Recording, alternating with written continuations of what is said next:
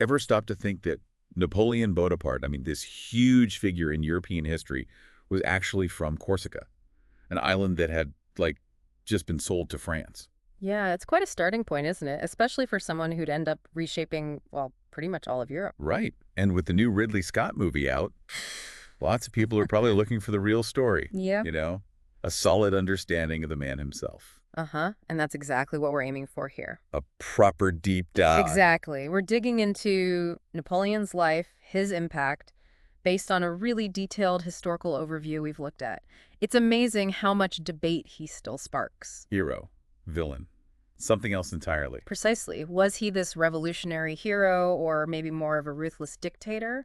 Or, as is often the case, a really complex mix? We want to try and unpack that for you. Yeah, we'll trace that incredible path from Corsica right through to his exile and death, hitting the big things. Right. The military genius, obviously, the That's politics, the local maneuvering, yeah. and those massive reforms that, really left a mark. So think of this as your express route to understanding Napoleon, getting those key bits of info that make it all click.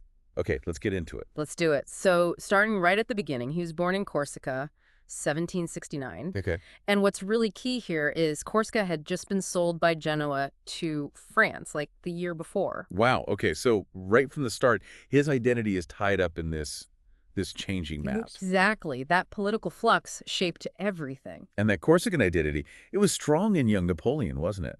He really admired Pasquale Paoli, the independence leader. Oh, absolutely. Paoli was a huge figure for him initially. You can feel that pull of Corsican nationalism in his early year. But his father, Carlo Bonaparte, he switched sides, sided with the French after they took over. He did, and the source we looked at suggests Napoleon really held that against him, didn't view his father too kindly because of it. Right, but ironically, it was his father's connections with the French Yeah. that actually got Napoleon and his brother scholarships to French military schools. Eh. Talk about irony. It really is. But then, once he's in France, surrounded by the, French aristocracy, He felt like an outsider. completely, he saw the French as occupiers of his homeland back then. His loyalty was still very much with Corsica. But maybe that feeling of being different, it pushed him intellectually. Seems like it. He dove into books. Rousseau, especially his writings about Corsica, Plutarch's parallel lives. He was inspired by figures like Caesar. Finding his own heroes. Yeah, that period really forged his views, but then things got complicated with Paoli. Oh. Paoli grew resentful, hostile towards the Bonapartes, and in 1793, Napoleon and the whole family had to flee Corsica. Flee to France. To France, yes, a huge turning point for him. Definitely. And France itself is in chaos, right? The revolution's raging. Corsica's status is up in the air. Total turmoil, and Napoleon throws his lot in with the Jacobins, the radical faction. A risky move, but politically savvy, maybe. It turned out to be pivotal. He wrote this political pamphlet supporting them, which caught the eye of Augustin Robespierre Maximilian's brother. Okay, so that gets him noticed. It certainly helped. But the real breakthrough was the Siege of Toulon, September 1793. Yes. This is where he really makes his name. He's just, what, an artillery officer? Relatively junior, yeah. But he comes up with this brilliant, audacious plan to take back the naval base from the British. What was the plan exactly? Well, it involved seizing a critical fort, hauling artillery up onto this specific hill, Right? and basically using that high ground to bombard the British ships directly, force them out. It was bold, and it worked. And he wasn't just directing traffic, was he? He was in the thick of it, got wounded. He did, showed incredible bravery. The commanding general, Dugomir, was just blown away. He actually said, let me find the quote. Yes, I have no words to describe Bonaparte's merit, much technical skill, an equal degree of intelligence, and too much gallantry.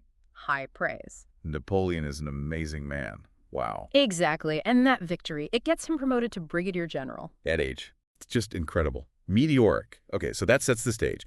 Let's shift to his big campaigns. The Army of Italy, that's a key one, right? Absolutely crucial. And he takes over an army that's in terrible shape.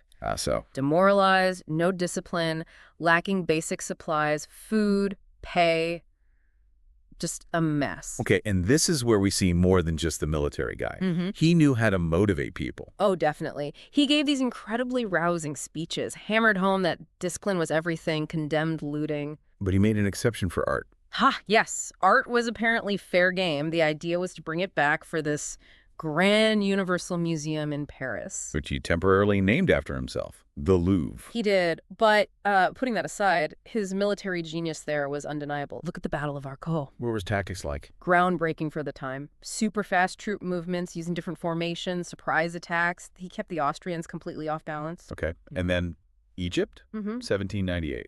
Seems like a bit of a left turn. Yeah. By Egypt. Well, there are a couple of main reasons. One was strategic. Hit Britain by threatening their route to India. Okay, makes sense. The other was, well, presented as scientific, a mission of discovery, kind of echoing Alexander the Great's expeditions. He even brought scientists. A lot of them, right? Yeah. Over 160 scholars, artists. Yeah, quite the entourage. And they did achieve things. Took Malta, won some battles like the Battle of the Pyramids, set up the Institute of Egypt to study the place. Sounds impressive, but the military side. That was less successful. The British Navy smashed the French fleet at the Battle of the Nile. Huge blow. Stranded his army, basically. Pretty much. And eventually Napoleon himself just left them, slipped back to France secretly in 1799. Okay, so militarily, Egypt's kind of a disaster for him. You'd think that would hurt him back home. You would think, but this is where Napoleon the propagandist really shines. Ah, the spin. Exactly. Despite the failures, he gets this hero's welcome in France. It's astonishing. How did he manage that? Because for years, there had been this massive pro-Napoleon propaganda effort underway. What kind of stuff? Newspapers he controlled or heavily influenced, most of them. Official bulletins from the army, paintings, songs, poems, all building this heroic image. Like a modern PR campaign, almost. You mentioned only 6 newspapers, and he had sway over them. Significant sway. They'd print his versions of events, exaggerate victories, even make up stories about his youth. Wow. And the paintings, too. You mentioned Jaffa. Yes, these paintings depicting him, say, tending to plague victims in Jaffa, drawing deliberate parallels to, like, religious figures, very calculated. And the famous one crossing the Alps on the magnificent horse. It's the iconic one. Instantly recognizable. But then the source points out there's a later, more realistic painting. Showing him on a mule, led by a guide. Precisely. It just perfectly shows the difference between the propaganda image and, well, probably the reality.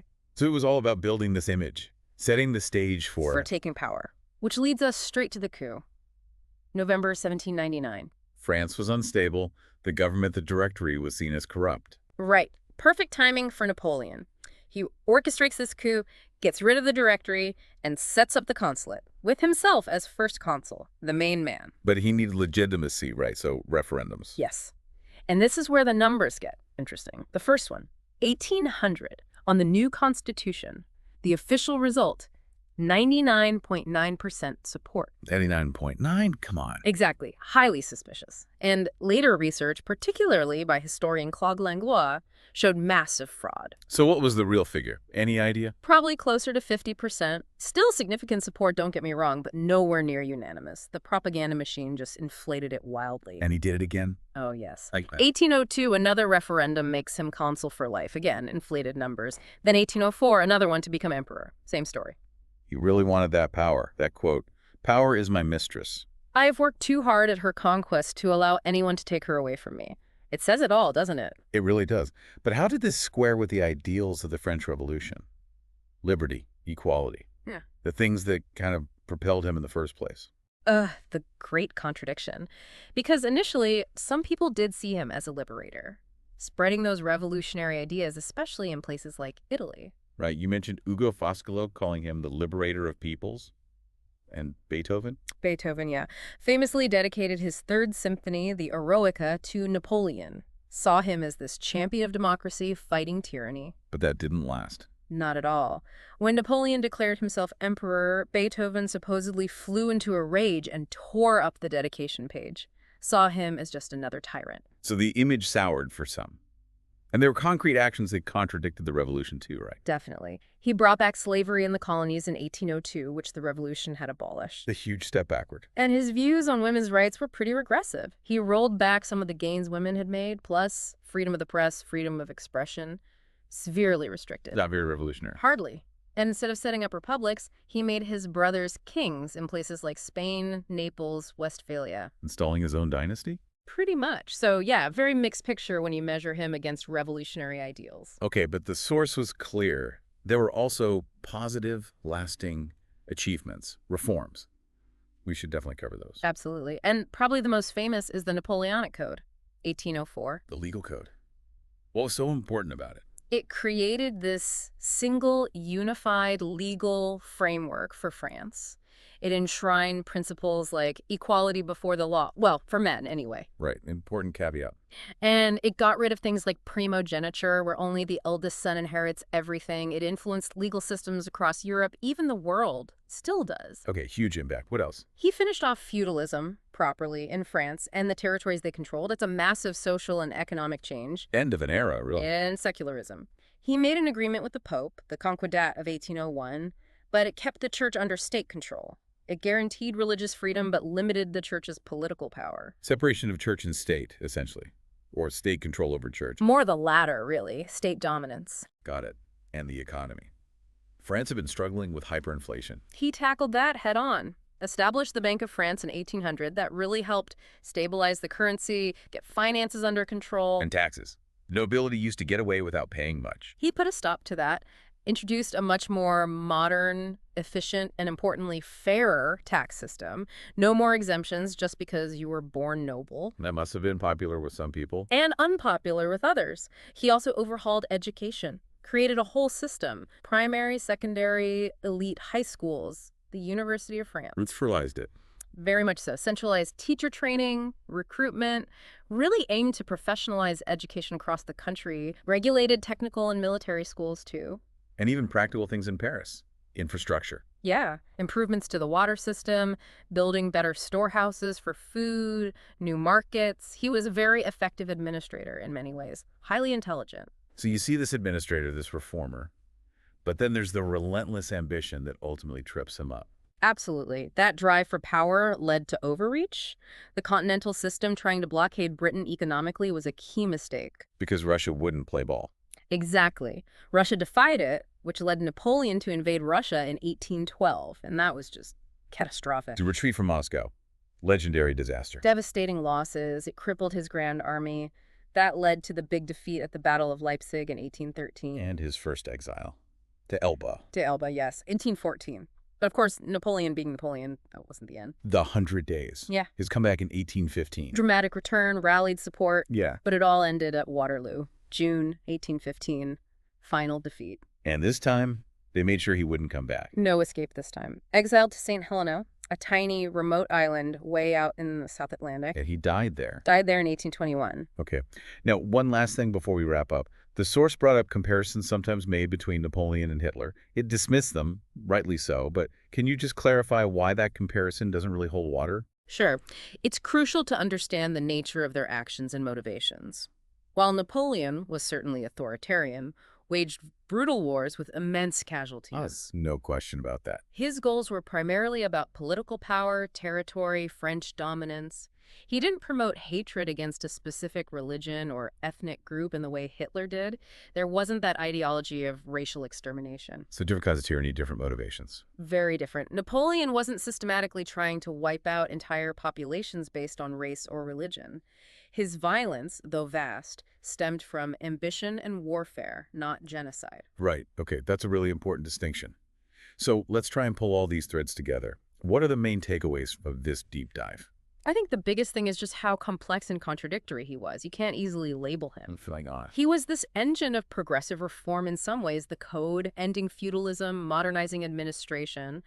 But at the same time, an authoritarian ruler who trampled on liberties and pursued power relentlessly. We talked about his Corsican roots shaping him, that outsider perspective. His incredible skill with propaganda, building that almost mythical image. And the lasting impact of things like the Napoleonic Code, the education system, things that genuinely changed France and Europe. Exactly. Those are the key nuggets, as you said earlier. Right. And hopefully, for you listening, this has given you a clearer, more nuanced picture of Napoleon. Cut through some of the myths, maybe, and giving you those aha moments. A streamlined path to understanding a really pivotal historical figure. Which leads us to a final thought, really, a question for you to chew on. Given everything, the reforms, the wars, the ambition, the contradictions, how should we remember Napoleon Bonaparte? Is he the hero of revolutionary ideals some saw him as initially? Or the power-hungry tyrant others condemned? Or maybe a uniquely transformative figure whose impact reshaped Europe, for better and for worse, driven by his own immense ambition. Yeah. Where do you strike that balance Yeah. between the progress and the authoritarianism? Something to think about.